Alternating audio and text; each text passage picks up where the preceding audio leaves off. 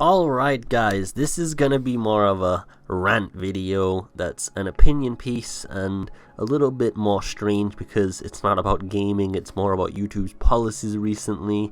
I just kind of wanted to make this video, wanted to have an outlet for it because I've had some thoughts, and this is gonna be off the top of my head. It's completely unscripted, by the way, so there may be some times where I go off on tangents or say really random things, or wait, am I already doing it? Never mind. But anyway, let's get to the topics. First up is on the fact on YouTube's new policy where if you're not making enough money, you can basically go fuck yourself. They may as well just write that in the TOS. Like, I prefer, instead of seeing this professional stuff like, hey, if your channel's not making enough revenue, or if it's not advertiser friendly, or if it's not following certain guidelines, regulations, citations, and other bureaucratic bullshit, I just rather read, yo bro, if you're not making enough money, go fuck yourself. Like, it's just more honest and respectful than all this professional fluffery.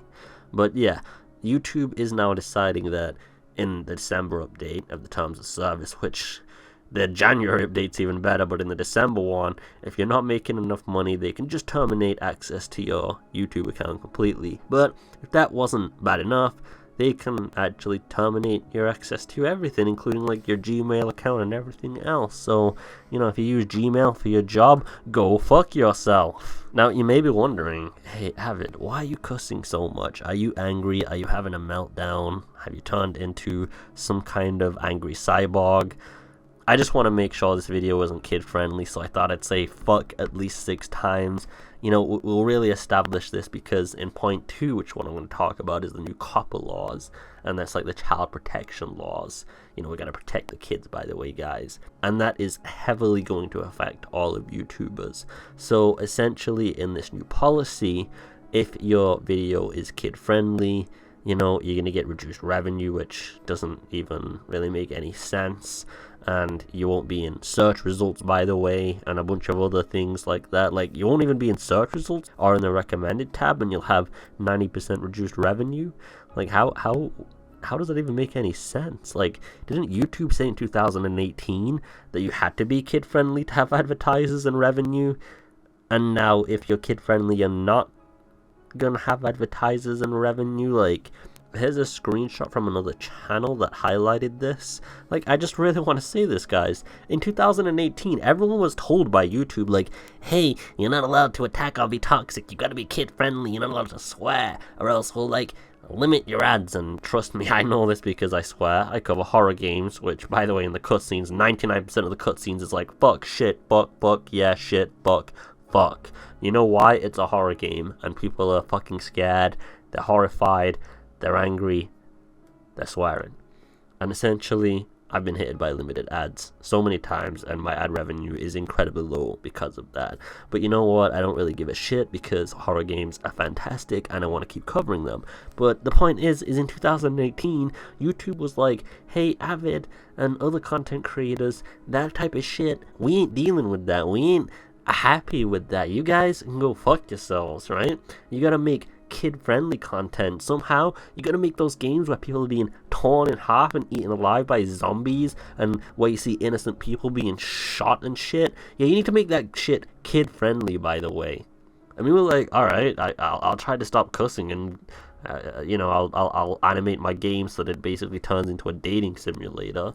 But essentially, now they're saying if it's kid-friendly, you don't get the revenue and you're fucked either way. Like, there's no way out of it. It feels like this is an entire sham so that advertisers just have to pay less. Like, the advertisers basically lobbied the politicians to create these new policies so they didn't have to pay corporations like YouTube or Facebook as much. I figured it out, guys, because that's really what it feels like. But just to really make sure that this video isn't, kid-friendly and YouTube really doesn't consider that, because if you read into some of the actual citations as to what they consider kid-friendly, it's kind of ridiculous. Apparently even bright colors is kid-friendly, so now we've all got to become gothic emos, you know, using gray, black, and all that shit, or else otherwise if we use any bright colors like red, fuck, that's kid-friendly, guys. So again, just to make sure this video is kid-friendly, I'm going to say a bunch of stuff like, you know, all world leaders are terrible, like every single one of them are incompetent buffoons, YouTube sucks balls, children are actually abysmal and they shouldn't even exist as a concept. Like, fucking why do children even exist? Not even in humans, like in every species. Like, why do microorganisms even replicate? That's children too. Fuck microorganisms. You know, I'm gonna say the earth sucks balls, all humans are terrible people. What else can we go for, guys? You know, the moon doesn't even exist. It's literally just a hologram in the sky. We're actually in a holographic universe. And, shit. And, for a final thing, I guess I just say that, you know, so I'll just say that everyone should irresponsibly drive drunk. I mean, if they, you know, kids can't even drink or drive, so this should definitely not be kid friendly. And we'll include some dark colors in the background, so that this is definitely not kid friendly. Now, of course, this is all satirical, but it just highlights how careful some people are gonna have to be now, because, by the way, video games like Zelda would be considered kid-friendly. So, by the way, if you make content on games like Zelda or things like that, you're gonna have to mark your video as kid-friendly, and if you do, you won't be in any search results, you'll have 9% less revenue and all those other bad things. But the biggest kicker is that if you decide, hey, I'm gonna play the system, right? I'm gonna try to just not mark it, see what happens, you could face a liable $42,000 fine. So I decided to have a little bit of fun with this, right? Let's say you had 10,000 uploads, and there is actually some YouTubers with 10,000 uploads, by the way.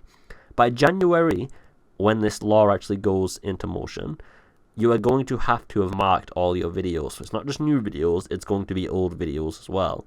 So let's say you had 10,000 videos, right? Now, YouTube doesn't allow you to mass check or mark things. You gotta do everything manually and very slowly. And the website is notoriously known for being slow, by the way. And you gotta mark and manually put every single video as kid-friendly. And if not, you're liable to a $42,000 fine. And that's not just like, hey, his entire channel is not kid-friendly, so we're gonna fine him $42,000. It's $42,000 per video. So that would be $420 million. Imagine that, being fined $420 million. Like, what about if you're inactive right now and in hospital or something, or like in another country, or you just don't know about these laws at the moment because you haven't used YouTube in a while?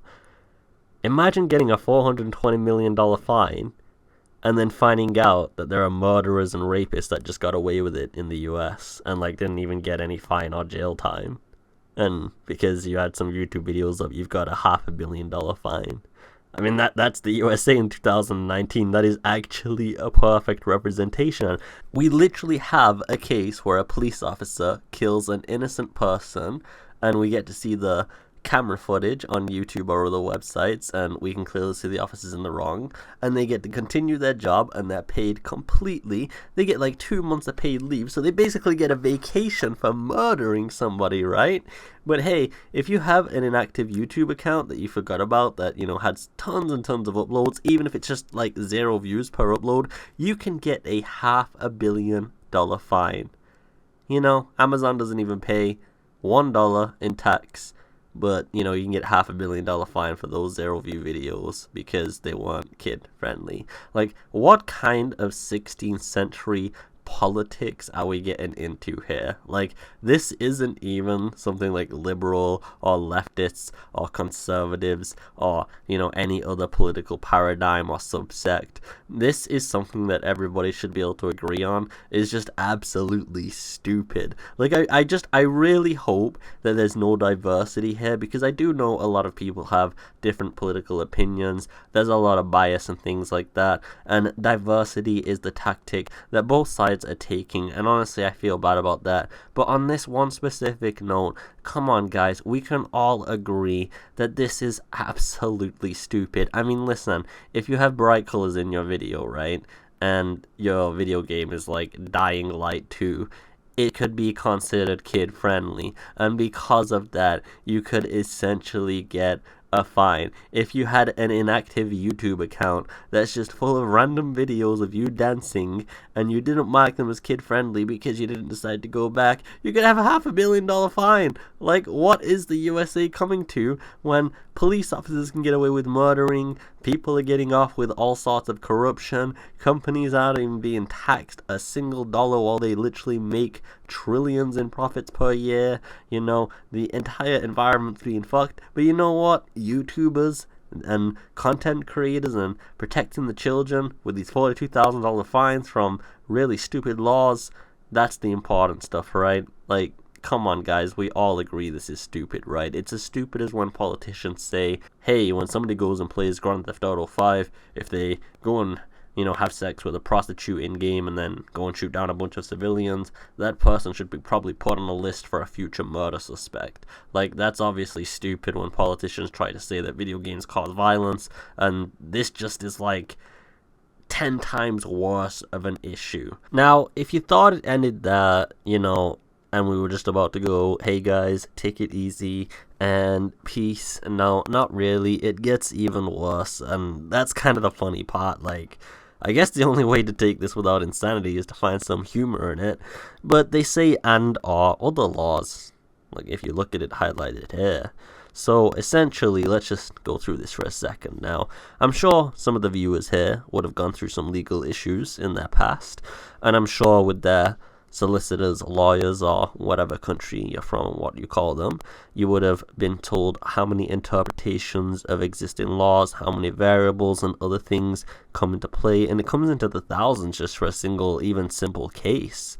And essentially, if you look at just the US alone, there are literally millions of laws and interpretations of those laws, and it goes down to state and federal and gets very complicated, but that's just the US alone. Now, if everyone remembers, in Australia, they have a very conservative censorship value and perception on video games. So, like for example, when Wolfenstein releases in Australia, they have to remove all sorts of Nazi symbology, they have to remove a lot of the blood and gore and things like that, and that's to basically release in the country. And YouTube's under the same kind of issue. They have to abide by all the world's laws, and remember, even the CEO was saying that we should make attention about Article 13, which is an EU issue, not an American issue. And so when they say this and all other laws part, we're literally talking about, and remember, the US has like millions of laws and interpretations on those laws. We're talking about dozens of millions of laws and interpretations per country, per region, interpretational difference between federal, state, and obviously other countries' versions of those.